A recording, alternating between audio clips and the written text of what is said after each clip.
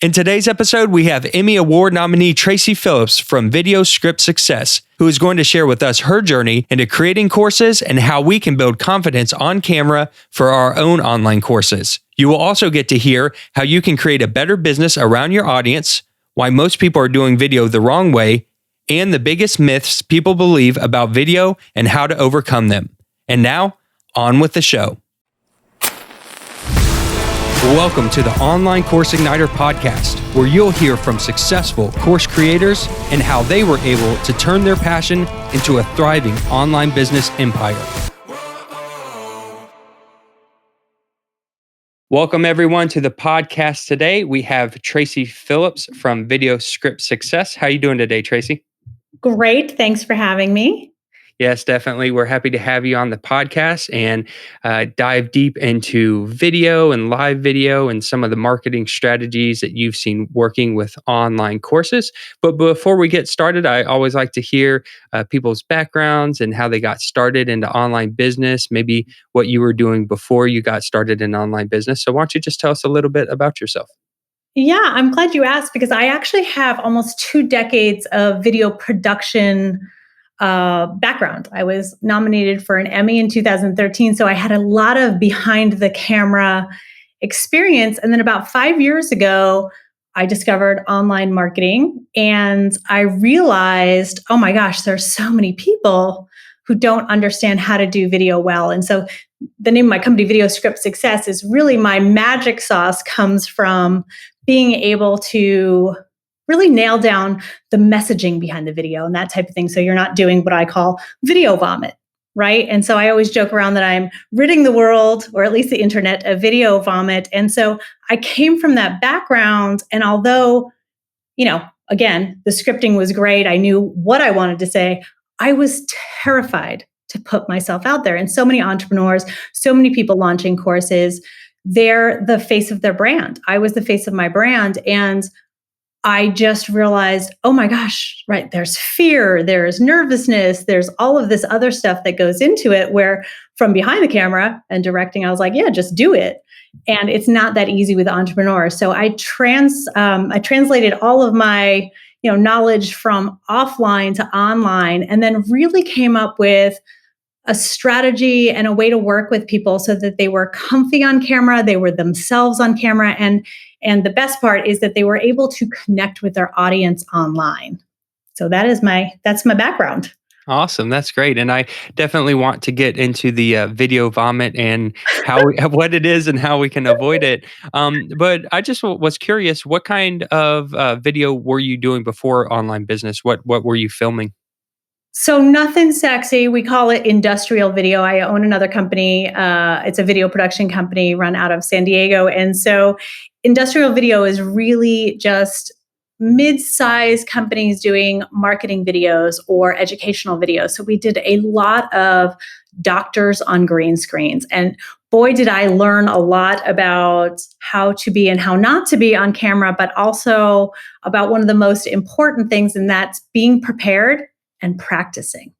And I think that's where people forget that you don't start out good at video, you actually have to work at it. Yeah, I realized that myself when I started doing online courses and started showing my face more, that it does take practice. And it's crazy because it's almost kind of like you have to trick yourself a little bit. Like I have to convince myself to be uplifting and smiling and joyful in front of the camera. Yeah, but I will tell you, you don't have to be. A lot of people see me and they're like, oh, but you're an extrovert, or oh, but you did video. And I don't really identify as an extrovert. I'm more of an omnivore where I can turn it on and that type of thing. But that's not what video is about. But the practicing helps, but it's really about becoming comfortable seeing yourself. And if there's a fear with video, it's about making your audience more important than that fear. So many people hold back because they don't like how they look. They don't like how they sound. They're not, they don't really know what to do. But the truth is, if your desire to reach your online audience is greater than your fear, you will succeed at video. You just have to practice and get good at it. And again, you have to be willing to be a beginner. Right. That's some great advice. So when you came into online business and you started helping people with their video, what were you doing specifically? Were you coaching, consulting? Were you just throwing up some videos on YouTube? What did that look like? Not YouTube. I didn't actually get into YouTube until about a year ago. It's one of those things I keep going, I really need to get better at that. Because not a lot of people are searching for the structure of a script. Right. So I got into it because I realized everybody was putting the cart before the horse. Everybody kept asking me all these questions about equipment. I'm like, yeah, but what are you going to say? Yeah, but what are you going to say? Yeah, but who's your audience? Yeah, but is that what they want? Right. So it went around. And so when I first got into this, I was introduced to the online marketing world through a friend of mine. And it was through PLF, if you're familiar with Jeff Walker and his product launch formula. And so I was invited. Now, I had never heard of Jeff Walker. I'd never heard of PLF. Like I said, I was brand new to online marketing, and my friend invited me to this event because I was in San Diego. It was in Arizona. And he said, whenever it's close, I have to speak on stage, but then we'll hang out. And I thought, okay, whatever. So I showed up, not doing any research or anything. And I am not kidding you. It was like the scene out of The Office where Dwight and they go to the sales meeting and it's like crazy lights and pumping music and people dancing. And I thought, oh my gosh, I'm in a multi-level marketing scheme. Like I really thought like, oh my gosh, what has happened to my friend John, who is like an herbalist, right? And so then Jeff Walker walks out and he's just this down-homey guy. And he starts talking about building a connection and a relationship. And I'm like, yes. So what I started doing was he has a very distinct marketing way, and that is with the 4 scripts, right? It's 3 scripts and a sales script. But so what I started doing with the PLF group, and I was even invited by Jeff Walker to speak to some of his masterminds, was on those 4 videos. So what I started doing was private consulting and helping people craft their videos. And I was even approached by some people because it's such a personal thing, right? And where people were going wrong is they were trying to use script templates. And it didn't fit and didn't sound like them. And they weren't reaching their audience. And again, this comes back to because they didn't quite know what their audience wanted. And so what I started doing are collaboration calls. And so we would write the scripts together on Zoom, and then either they would fly me out and I could help them record them, or, I would help them find a local crew, or they could record them themselves. And so it really was a great jumping off point for me because it's what I was really good at, which is, again, the structure of a script and reaching the audience. Okay, very good. So you're out there, you're doing trainings, helping people out, some type of consulting work, and then you got into online courses, or how did yeah, go ahead. Yes, because not everybody can afford, their own private video coach. Right. Right. So I realized there was a whole group of people out there who I started with group online programs, right? Live group, and then hybrid, and then just, making an evergreen group, because there's all different on your value ladder, right? You have to be able to reach a lot of different people at a lot of different places. And especially with video, somebody brand new to video has very different needs as somebody who's writing PLF scripts. Okay. Right. So that's how I got into the online courses, is taking, the knowledge that I had and putting it into digestible bites for people to be able to get, at a lower price point. Okay, perfect. Yeah, that sounds really good. And I'm just happy to hear about your success. It sounds like you've been doing some amazing things. So let's dive into some of the marketing strategies. And the first thing that you talked about was the video vomit. So I would love to hear, what is video vomit and how can we avoid it? Well, video vomit's not a great video strategy. I will say that, Jeremy. It's video vomit, you've all seen it, right? Like everybody is watching a video for a minute and you're watching and you're like, I have no idea what they're talking about. And then they click away. So I always say, like, we want to create videos where people stay and not click away. And video vomit is just, it's you not really thinking through the content and you just talking to hear yourself talk. And that is where the structure and strategy of a script comes in. And when I talk about scripting and video vomit, scripting doesn't mean word for word. Scripting means you are putting your thoughts into a nice little package with an intro, some teaching, and an outro, which is, of course, is your call to action, right? So all the video strategy and structure is the same, just the content changes. And so that's how we avoid video vomit, is thinking through what we're actually going to talk about it. I can wing a lot of things, but when I actually just make some little notes about where I want to start, where I want to go, where I want to end, my videos do a lot better. Right? Okay. And that's what I mean by avoiding video vomit. Perfect. Yeah, I think that's a great description, and definitely something we don't want to do. So let's talk. Let's go a little deeper into the strategy of maybe coming up with a good script, because I have a list of hundreds of ideas for videos, and I get kind of bogged down with trying to organize them and figure out what to talk about in these different ideas. So imagine you have an idea for a video and you Yeah. want to put it on YouTube, or create a course, a video for your course. Can you give us just a quick rundown of how you take it from a concept to a final idea with the script? Yeah. And I will tell you, Jeremy, it's a little backwards and you're doing what everybody else is doing. Is I have an idea for a video. Instead, I actually start with the audience and Oh, with okay. research, right? Because Nice. if you're making videos based on what's in your head and that's your curse of knowledge, that's not really meeting your audience where they are. That's giving them information. And that's the misstep. That's where they do have lists. I have an Evernote full of them. But the difference between my Evernote and your Evernote is I also have a group on Facebook where people have to answer questions to get in. One of the questions is, what is your biggest video struggle? And so I Oh, have hundreds of topics I can talk about that I know my audience wants to hear about because I've asked them. So when we talk about the first step in the strategy, it's the difference between talking about what you know and what your audience wants to know. And that is probably the biggest disconnect I see, is especially I work with a lot of doctors, lawyers. These are people who are experts in their fields and they're creating an online course, right, based on that expertise. And then they dive into the marketing and they're still using that expertise instead of using language. So the first thing I would want you to do is either hop on some calls and interview people you think are your ideal clients and use their language. Get a word bank.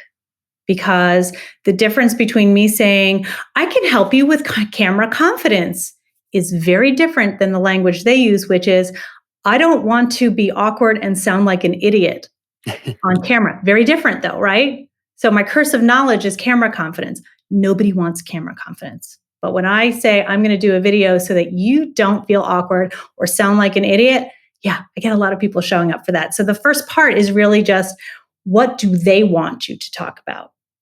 okay. And then, yeah. So how do we start that process? Because maybe some people who are listening don't have an audience. So what would you recommend is the best way to get out there and start asking these questions and finding out what people are interested in? So the first part is, I call it the audience of one. A lot of people call it your avatar work, right? You want to find who your ideal client is, make a list, be super specific, but then hop on some calls with those people. And that's, if you don't know where to find them, start going around other people's groups that are similar to yours, and then reach out and say like, hey, I'd love to hop on a 10-minute Zoom with you. But you can't really just jump out into the internet world and online marketing if you do not have a really tight idea of who your audience is and what they want from you. And so it's the research is that first step. So if you don't have an audience already, then you need to go find at least 10 people, interview them, and find out. And again, these are quick little 10-minute interviews. What do they want? And then you can start building your videos. And one of the myths, the video myths, especially about live video, is, well, I'll start doing live video once I have an audience. And that's backwards. You can start, once you do this research, then start making those videos, getting good at video, right? So that you're not doing video vomit, getting good at it. And then once you start building your list and you start building your audience, you have a library of videos they want to watch. And so you can just direct them there, whether it's YouTube or live videos or whatever it is. And so there's twofold there, where you're getting good at video, you're creating videos that people want to know, right? You know that this is something they want, and people see that as instant authority. So even if you don't have a list, you don't have an audience yet, and someone comes to you and you're sending them to this library, they're like, oh, wow, She's already thought through what I need to know. Instant authority. Awesome. That's some great tips there. So we go out, we find an audience, we ask them the questions and get their language that they're interested Yeah, in learning instead of just trying to figure out what our language is. And then we get that information. So now we have some ideas that they've told us, I'm not confident on being, I don't like the way I look on camera. So what correct. do you do with that idea? Now that I have that idea, how do I go about mapping that out into a video? That's great. And so from here, so you have one idea, right? You've asked them a question and so let's say I just got someone who came onto my list and said, I don't like how I look on camera. That's exactly what she said, right? And so I'm actually going to do a live for her. Her name is Sue, right? And what I'm going to do is talk about one thing. So take the idea, whatever it is you're going to talk about on your video, right? And it's one thing you're going to talk about. And so first is the hook. You come into it, and this is another mistake. I see people say, hey, this is Tracy from Video Script Success. If they don't know you, they don't care. I'd say, hi, today we're going to talk about how do you get on camera even if you don't like how you look, right? You want to hook them immediately and say, here's what my video is about, right? And then you talk about one thing. So when you're scripting it out and doing bullet points, I'm going to talk about how to get on camera. And again, I mentioned it at the beginning of our interview, and that is you have to make your fear secondary to your desire to reaching your audience, right? That's all I would talk about in that short video. And this is another thing, when you're just starting out, I know what a lot of the experts say that your videos, if you want to get them watched and ranked, they should be this length. No, talk about one thing, be succinct, make sure you have a call to action, right? So I hook them. I may then a little later tell them who I am. I always tell a story in there, my own or a client's, right? That's part of the teaching. And then a call to action. Like I said, the structure of a video never changes, just the content does.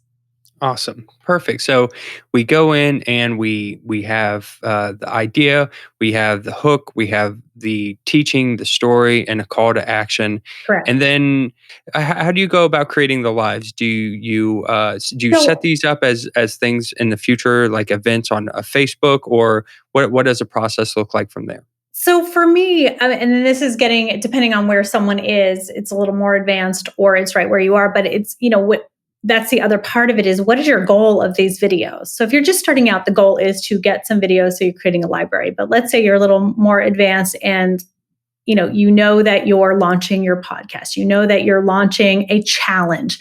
That's the goal. So you want a runway. So I'm going to do maybe 4 lives. So once every week leading up to my challenge. And I'm going to make sure that all 4 of those videos make sense so that when I invite them at the end, right, my call to action is always going to be to the challenge. So you will have to think through what your goal of the videos are. And so for me, I will plan out a couple months in advance. COVID kind of threw me off this year, right? Like everybody else, I had to pivot a little bit because I was going to do one thing. And then I realized everybody was looking on how to do live video and do it well. So I just kept offering my live video course over and over and over again. In 3 months, I did 4 offers of that. So, you pivot a little bit, but you want to make sure like these videos are leading up to this goal. And I want them to go here because that's the other part of the videos is where do they fit into your overall marketing plan? So for me, I use live video a lot. I actually don't like pre-recording videos because I think it's a lot harder. Live video is so forgiving. Right? Your audience doesn't want you to be perfect. They want you to be human. They're buying human to human. They're buying on emotion. And if you're perfect and poised, that's not very appealing because who is really perfect and poised? And so for me, my live videos, I do them on my laptop. Right? I just schedule them. I use something called StreamYard now because I'm not a huge fan of Facebook's new interface, but you can do it from your phone. Right. And the other thing is when we talk about starting out new, and of course, because I've just told you, this is like the formula, for your live video or for your videos, you can have notes off to the side and it is perfectly acceptable for you to say, hold on, let me check my notes. I just want to make sure I didn't forget anything. And people love that. No one's saying, oh my gosh, she's so unprofessional. She has notes. They're thinking, wow, she really thought this through. She has some notes for me. She really wants me to learn. Hello, course creators. Are you struggling with marketing and selling your online course? If so, then head over to our free community where successful course creators are ready to help you create, market, and sell your expertise. Go to onlinecourseigniter.com/community now to join. That's onlinecourseigniter.com/community. I know a lot of the people out there are course creators, and specifically probably listening to this podcast, they might already have a course. And Right. so maybe someone out there is struggling to get people to their courses. And so they're listening to this and they're thinking, okay, I got to do more live videos. Once you do the live video, what is a good call to action? Should we just be sending people directly to our course landing page, or should we create lead magnets or a freebie? What does that look like on your end typically? So it's so interesting that you asked this, Jeremy, because had you asked me in January or February, I would have said, you want a launch runway, you want to bring people in and you want to nurture them. And now people want action. They need a solution a lot quicker, I think. And so if you don't make an offer, you're not going to make any sales. And so pretty much every live that I do, there is an offer, right? And so it's perfectly acceptable on all of your lives. Again, if you're trying to drive people to your course, the people that aren't ready, yeah, maybe next time have a lead magnet or say like, and if it's not for you, right, you can send them an email and send them a lead magnet or a little more nurture. But every time you make that offer, if it's in alignment with whoever's watching you, you could be making a sale. And so if you don't make that offer, then you're not going to make a sale. And I joke with my students and my clients, I say the only time I make money is when I make an offer. And so don't be afraid to on your video say like, I'm so glad you're here and here's your next step. Because a lot of people, and I'm going to say especially women, because 99% of the people I work with are women, they feel a little bit icky about sales. And I really want people to shift that because it's an invitation to go deeper. And if you think about doing a live video, invite them to go deeper. Okay, we've done this today. The call to action can be like, I've developed this amazing course. It's 8 modules. It'll get you from here to here, have a very clear transformation, and invite them to go deeper. That's your sale. It's not icky. It's not ShamWow. It's just, here's how you go. Yeah, I'm a big, like I always tell people, ShamWow, no, that's not how we sell online. Okay, so that makes a lot of sense. And imagine, okay, I have a course and I'm trying to drive traffic to my course. And so I go on live, I teach, and then I have a call to action to check out the offer of the course.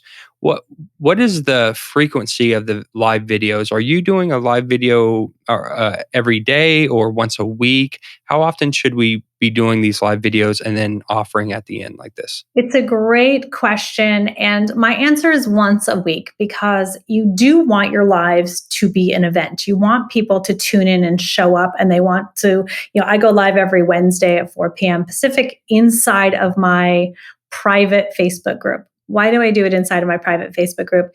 Because they have to have checked just one more thing. Well, I want the information when I ask the questions, but they have raised their hand and said, no, I'm really interested in learning video, right? So they're in there and they're expecting me to be there every week. If I go live every single day, that's not exciting. First of all, I don't know what I would talk about every single day. And I'm a loquacious person, but I feel like I don't have enough like really good stuff to talk about every single day. And then it doesn't become special. You want it to be special.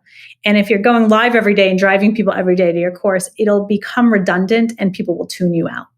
That's a good plan. See, I another mistake I probably made in the past is thinking that you should be going live every day and constantly being in the group and there, No, and then actually I have something called the 5 super short videos you must have for every launch. And that is something you would do every day because you're in launch, right? So that's the other thing when you're talking about course creation. Yes, there's evergreen, but I would hope that people would have an open card, closed card, that you're not offering it all the time. Maybe they are, but that's not how I run my courses because, again, it's not special. If they can just get in, there's no sense of urgency. And so those are the only times I will go live every day. So I'll be doing a challenge. When I do a challenge, I go live every day, right? Because I'm working them through to something. And of course, on the last day, I'll pitch them into one of my courses. The other time I go live every day, again, with these 5 super short scripts, is I'm an open cart. So I want to remain top of mind. And I'm going to show up every day to remind them that I have this amazing course and I want them in it. So those are the only times I would go live every day. And again, it wouldn't be forever. It would just be for a short amount of time. Okay, perfect. So we talked about the frequency of the lives. Can you tell us about the length of the lives? How long should these live videos be? There's no right answer for how long a video should be. And this is, again, when people are starting to listen to the online influencers who teach video, or they don't teach video, but they're just teaching this one thing and they say, oh, your live should be 30 minutes long. Now, my lives now are 30 minutes long. They started when I was new at it, like 5 minutes, 10 minutes, right? Because the more interaction I have, the longer they become. People are answering me questions. They're asking me questions and I'm answering them, right? Like, so it lends itself to being longer. But I'd say if you're looking for a start out point, start with 5 or 10 minutes. Be helpful, right? Don't try and extend something just because you think it should be longer. And I have a YouTube story about this, obviously not live video, but when I started out doing YouTube videos, I hired a YouTube guy. You can't see me, but I just put that in air quotes. And he kept saying to me, your videos have to be 10 minutes. They have to be 10 minutes. They have to be 10 minutes. I struggled in 2 places. One, he was giving me content that didn't quite fit with what I was teaching, but this is what people want. I'm like, yeah, but that's not what I really do. Right? So that's the first disconnect. The second was to try and talk about something longer than was helpful is really awkward. And that's where you get into video vomit. Now, I created my channel. I did try and stretch them out. And he came back to me, he goes, you know what? Your audience actually wants them to be 5 minutes. And I kind of did one of those like Homer Simpson, like, duh, I know. Because I know my audience. I know that they want to digest this quickly. They want an answer and they want to implement and move on. And so you can't assume, I would actually err on the side of shorter in the beginning because people are getting to know you. And what you want to do, again, when we talk about creating that library of videos, like they exist, right? People will binge watch through them. So many times I get people come to my site or to my private group and they're like, oh my gosh, I just watched through like 10 of your videos and I can't believe how helpful they are. Right? And those are just my free lives that I did probably years ago, but they all live, in a little video tab. Yeah, that makes a lot of sense. I mean, you just got to kind of test and see what works, right? Exactly. I mean, it's not something that works for one industry or one niche is going to work across the board for everyone. I found that out the hard way myself. Yeah. So, are you like if you go? I mean, I know with StreamYard and some other Yeah. applications, you can go live in multiple places Yeah. like YouTube and Facebook at the same time. But do you repurpose these live videos? Do you take a live video, say from Facebook, and then put it on YouTube, and then cut it up and put it on Instagram? Are you I doing any kind of that repurposing strategy? don't. Well, so yes, I don't. And here's why. You can, but every platform is different. And this is, again, getting to know your audience and where you are and how you're interacting. The first part is find out where your audience is and don't try and be on too many different platforms. My audience is on Facebook and they're on LinkedIn. And YouTube, although, again, I haven't done anything with my YouTube channel. I get new subscribers every single day. I haven't put a new video up there in 2 years, right? Like, so it's an opportunity just kind of sitting there, but I have to focus my attention on, okay, but what's a low hanging fruit? How am I helping people right now? And so Facebook is a social platform. YouTube is a search engine. Instagram is, I call it like the Uber search social platform, right? Like it's so quick. Mm-hmm. And then you have LinkedIn, which is a business platform. These are different places and the videos are different. So the structure of a YouTube video is slightly different. And if you're doing a live and you're interacting with people and then just uploading that to YouTube, the YouTube people don't want to hear you interacting with people. Right? Like that, it's a little, it'd be like taking a live video and turning it into a podcast, which used to be a thing too. They're like, just turn your live video into a podcast. And it's like, no, why would someone want to listen to you saying hello to everybody coming in and answering their questions. Yeah, Right? It doesn't make sense. it bothers me when I listen to a podcast and they're talking about clicking things on the screen, and I'm like, "You Right. realize I can't see this right now, right?" Right. And again, that's not being kind to your audience. If anybody, like if you're listening to this, I want you to take this away. And it's so important with video is to be kind to your audience. Again, when we were just talking, Jeremy, about the length of videos and that type of thing, it's what I love about video now versus, I've been in video for 20 years is the analytics. Mm-hmm. You can go into YouTube, you can go into Facebook, you can go into Vimeo, and you can see exactly where people are falling off. You can see where they're spiking. You can see, so start doing videos. And if all of your videos consistently are 10 minutes and people are falling off at 5 minutes, make your videos 5 minutes, right? So it's really tuning in and listening to your audience and what they want from you. And again, if you don't know at first, just start. And you can look at the analytics and say, oh, okay, this is what they want, or ask questions and then create the videos based on their answers. Yeah, you have to have some kind of data before you can start analyzing that data. Exactly. And with platforms, it just takes a while to get going sometimes. I mean, YouTube can be slow in the beginning, but then it picks up and you start getting some of that data and you can look at that and start using that. So that's really smart. I like that a lot. So other than the problem of people trying to create content before asking what the audience wants, what are some Yes. other major mistakes that you see people doing with either live video or just video in general, video for their online courses? What are some mistakes that people make a lot? So the first one would be no goal or plan or vision, right? So they're not really thinking through where does this video fit into a bigger plan, right? And so then I would say it's I call it the expectation gap, and that is the perfectionist, where you think that you have to show up a certain way because you're a professional, right? You're good at what you do, and you cannot wrap your head around being imperfect. And so the expectation gap is looking at other people's videos and saying, I want to be that. And you can be, right? But that's not where you start. And again, coming from a pro video world where we used to hire actors for some of the commercials and stuff like that, even actors work at their craft, right? They don't just show up and know it. They have spent years getting good at that craft. And suddenly you're thrown into this role of being on video.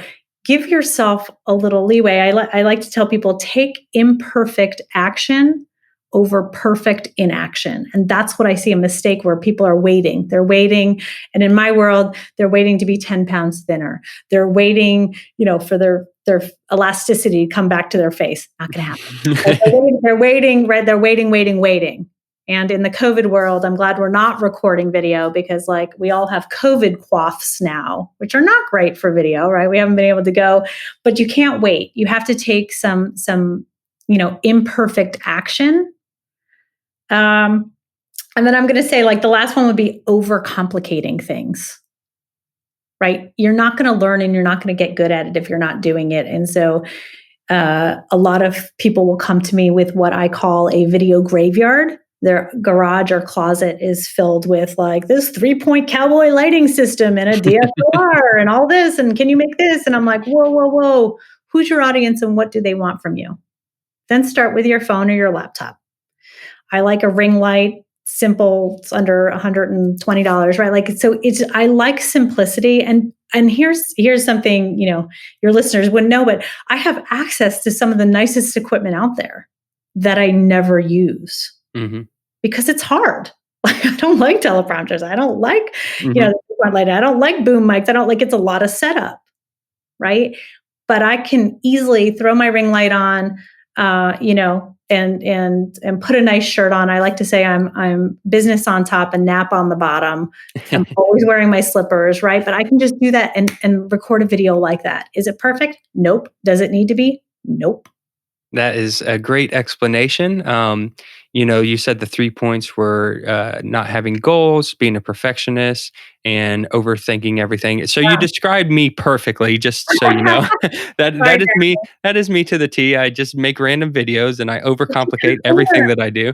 But it's just it's what we hear and what we repeat online or try to do. So people are out there and saying, "Oh, you got to buy the three lighting setup, and you got to have the DSR and the fancy microphones and the backdrops." And I fell trapped to that myself. Yes. Over time, it's funny because over time, as time goes on, you don't get better at the technical. You realize that the technical doesn't matter and you start shedding it. Like I do so Right. much less now than I used to. I used to have the teleprompter for my courses.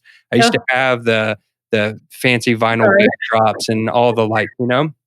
Nowadays you realize that it's not that, it's the message. It's what you're trying to get across or what you're trying to teach that's Yes. more important than all that other fluffy stuff. Preach, Jeremy, preach. Yeah. And it's so true. I mean, I joke around because I truly, I say I'm the laziest video person out there, but you know, your perfect lighting is not going to make your content better. Mhm. Your perfect sound, your perfect camera, your perfect, like all of that is, and a lot of people, I think they use it as an excuse. I really do. Yeah. I think that they hide behind the tech because they're like, but there's so much tech. And there's really, and I joke around, you need your finger and your phone Mhm. if you want to start doing live video.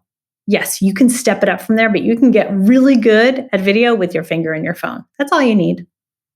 Yeah, that's right. And if you make mistakes, like you said, if you're looking at your notes or you make a mistake on live video, people don't care as much as we think they care. As much as we want them to believe that they care, they don't care about that stuff. I think back to how many hours I wasted probably standing in front of a teleprompter, Yep. reading it halfway through, making a mistake, and then starting all over. Not even like pausing, but being like, okay, I'm doing it all over again.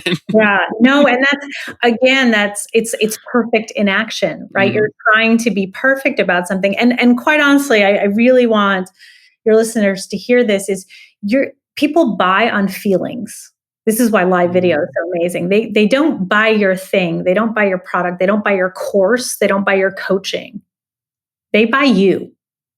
Mhm. And so if you are polished and coiffed and perfect, and that is not very approachable. And so that's what I love about live video. It makes everybody much more approachable. It's okay if you're an introvert. My introverts do the best videos. Show up and tell people, I am super uncomfortable putting myself out there on camera, but my message is bigger than my fear. And I need you to hear this message, right? People will love you for that.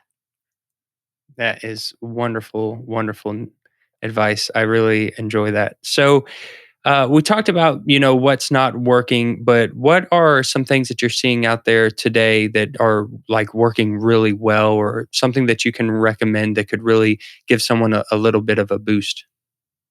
So I really think that live video, especially if you're not into video, again, we're not talking about recording your course, maybe that's already recorded, but if we're talking about showing up and getting a presence out there, is pick one or two platforms.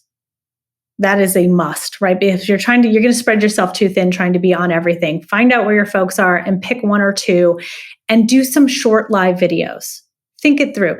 And again, what works are small digestible bites, and make sure that every single video has some sort of, I call it a write downable. If you think about just listening to somebody's story or video, you're like, that's nice. But if they give you something to do, if they give you some sort of action, something that you can do right when you're done watching, fantastic. I even joke with my people. I'm like, hold on. I know you wrote that down, but just wait till I get through the rest of this, right? Because you want people to take action. Right. Because if they're growing, if they're transforming, if they're actually taking action, they're going to be like, she really helped me. He really helped me. I'm going to keep watching them. So I think the idea is to shed the perfectionism and get going, but make sure that you're just talking about one small thing that they can do in each of your videos. Yeah, that's perfect. And I just want to add too, we've been talking about live video mostly on this Yep. interview, but this translates straight into online courses. I mean, everything we're saying, works for online courses too. It doesn't have to be as perfect as you think. And Um, webinars and right, like right. anything like that. I consider that those are all things I do with private clients as well. Like people hire me to help them write their webinars because it's really important. I can't stand, I don't know how you feel, Jeremy, when I show up at a webinar and someone spends 20 minutes telling me about themselves, like I am banging my head against it. I don't care. When I do a webinar, I'm like, I'm going to spend the next 2.3 seconds telling you about me. And then we're moving on, right? Right. It's not about me. Right. It's about them and them making a transformation. And that's all. Same with the course creation. Again, when I buy a course and I see that each of the modules are an hour, I'm like, oh. But when I see that someone took the time to break it up into small digestible bites, yay. Yeah, I even realized with my courses that in the beginning, I was doing a lot of that. This is who I am. This is what's in the course. This is da, da, da. And then I realized my better converting courses are the ones where I just jumped right into the action. Like let's start learning right now, Yeah. Well, Yeah. Tracy, thank you so much for coming on. It's just been a pleasure, and you've given us some really great advice. And I just want to leave the floor open to you if you have anything else that you wanted to add, or if you want to tell people where we can find more about you, or if you have any goodies or anything out there for us to come get more information from you. Where could we find that? Yeah. So my website is www. I can't believe I just did the www. Like no one, everybody knows. Anyway, it's it's 2000s. videoscriptsuccess.com, right? Videoscriptsuccess.com. And if you're on Facebook, I highly recommend you join Video Playground. It's my free group. I will ask you 3 questions because then I'm going to add that to my notes on what you want to hear. But that is where I love to support people. I go live every Wednesday. I upload tutorials and some, tech tutorials. I have been a part of over 50 online launches between my own and clients. And so that is where I really like to nurture folks. But I would say if you're starting out with video or you're trying to attract an audience, grow an audience, start with live video on one platform and just get good at it, right? And be a beginner. But you will very quickly realize, oh, this isn't as hard as I thought it was going to be. And then you'll just watch the people rolling into your course. Awesome. Perfect. Tracy, thank you so much for coming on the podcast. And I just look forward to your success in the future. Thank you. It was my pleasure, Jeremy. Thank you so much for joining us today, Tracy. You can find out more about her and her business by visiting videoscriptsuccess.com, or you can get the show notes of this episode along with links and resources by visiting onlinecourseigniter.com/7. See you next week with an all new episode. Thank you for tuning in to the Online Course Igniter podcast. Make sure you subscribe wherever you're listening so that you don't miss an episode. If you would like to learn more marketing strategies and how to sell your online course, then also check out our free community where we share tips, tricks, and tutorials at onlinecourseigniter.com/community.